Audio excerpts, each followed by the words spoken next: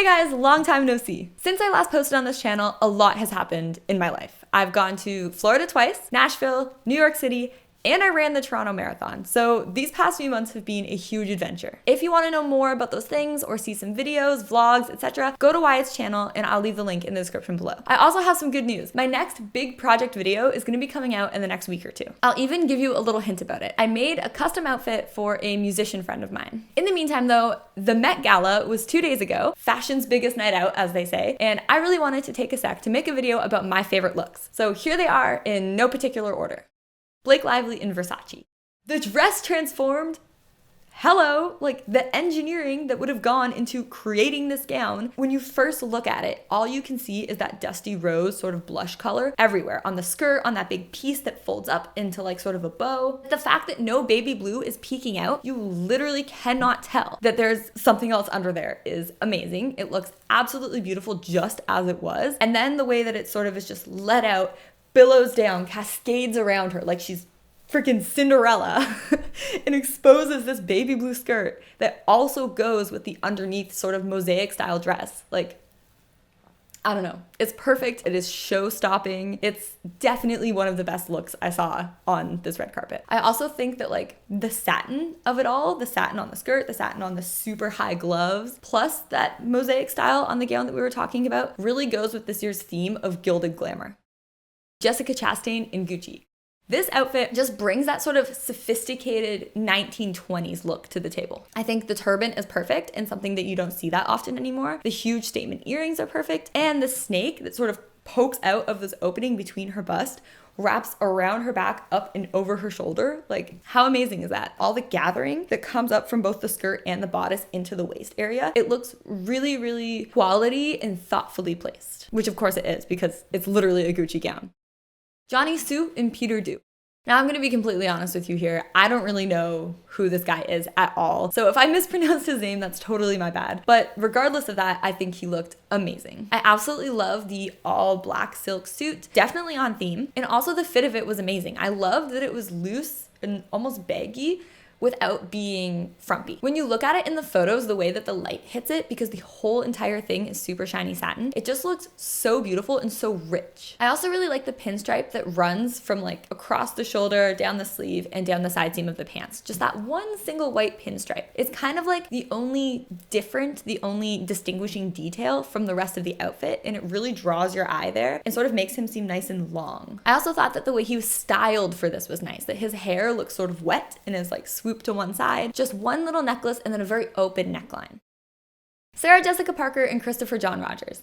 Now, if you've watched this channel or you know anything about me, you will know that I have a very heavy personal bias towards Sarah Jessica Parker. I love Sex and the City. It's one of my favorite shows of all time, and I think she is a fashion icon. And this look is just so her. Like, of course she's wearing this giant headpiece with the feathers and the flower and the bridal net coming down over her face. Like, that's just so something she would wear. Now, before I talk about the actual dress itself, an important thing to note is that this look pays homage to Elizabeth Hobbs Keckley, the first Black female fashion designer to work at the White House, according to Vogue. First Lady Mary Todd Lincoln hired Keckley, a former slave who bought back her freedom for $1,200 in 1861 to be her dressmaker, personal dresser, and confidant. Rogers and Parker used a multi-piece dress of Keckley's creation found in the Chicago History Museum's collection as a jumping off point for this year's Met Gala design. The outfit was made up of a gingham plaid cape and gown, which served as the inspiration for this 2022 look. We took the small idea of gingham and really blew it up, Rogers told Vogue. We also exaggerated the silhouette. So yeah, this silhouette is super exaggerated, the way that it really, really nips in at her waist and then just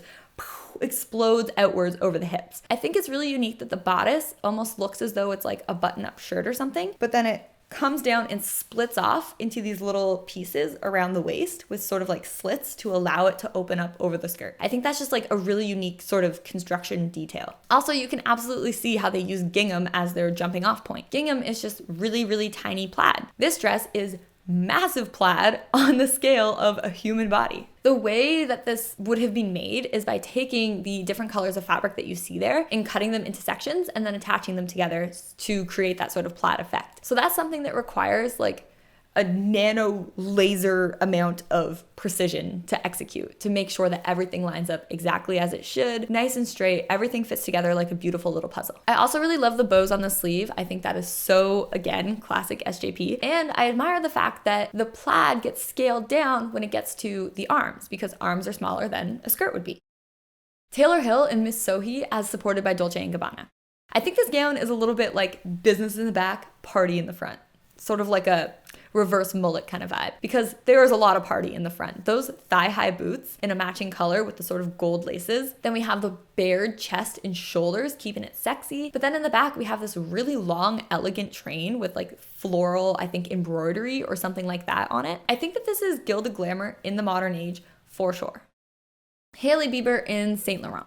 Now, I know this dress isn't particularly out there or wild or, experimental, but this is one of those times where I think something is absolutely beautiful because of its simplicity. Start at the neck, where she's got this white silk or satin that comes up and gathers in the front of her neck. And then there's a really, really thin, delicate strap that like wraps around. I think that creates a beautiful effect, because if you look at the shape of her shoulders and her collarbones, like it just suits her. The back is open, which is amazing. And then that fabric just drapes gorgeously. It flows down her body like water. It's not skin tight because it does not need to be. It fits her exactly right. It sort of like swooshes up and gathers a little bit around the left like hip bone. And then there's this super long dramatic slit all the way to the floor. And that slit is absolutely necessary because it allows her to stick out that bestockinged leg in the sheer pantyhose with that black stiletto. And that sets it off. The feathers and everything that she has trailing behind her, I also really like, but I think the star of the show really is the gown and how it fits her body, and again, just the beauty and the simple, clean details. I also think the styling of this look was perfect. Her hair pulled back, super chic, some nice earrings, but nothing too gaudy, too extra that would just like make this tacky. Jeremy Scott.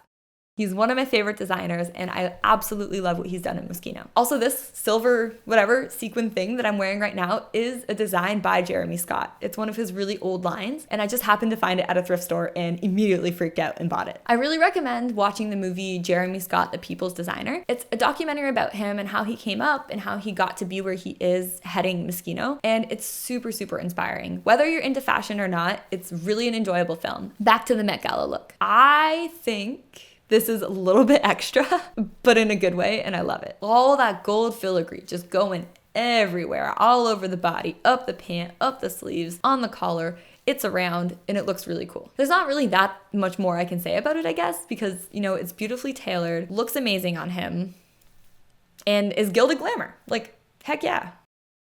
Lenny Kravitz.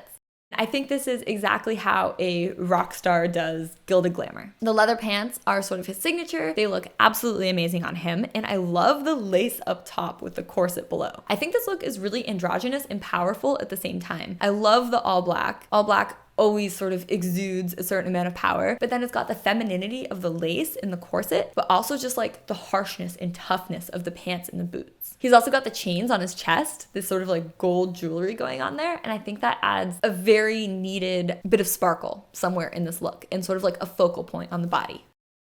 Gwen Stefani and Vera Wang.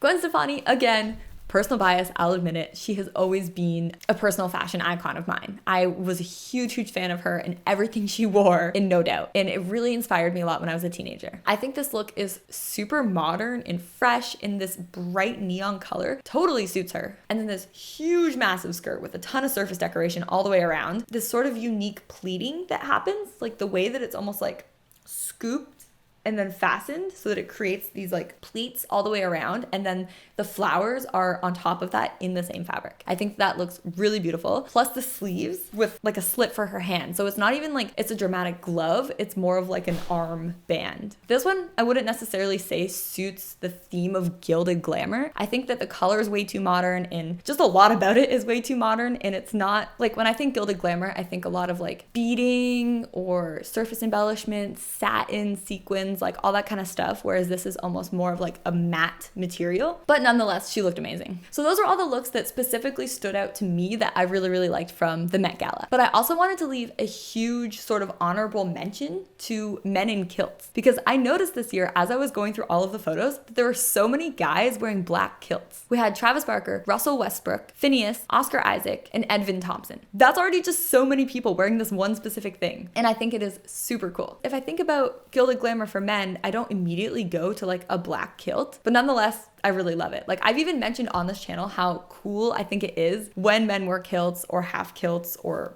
skirts or whatever. So I don't know, just something I thought I would bring up. I didn't think any one of those men that I mentioned was worth like breaking down the whole outfit, but as a whole, I liked that trend that I saw. So that's where I'm gonna end the video. Let me know down below what your favorite Met Gala looks were. Was there some that you absolutely adored that I left out? Let me know. If you'd like to support my channel, you can do so by going to my website and purchasing one of my original designs or signing up for my Patreon. Thank you so much for watching, and I'll see you really soon with the next video.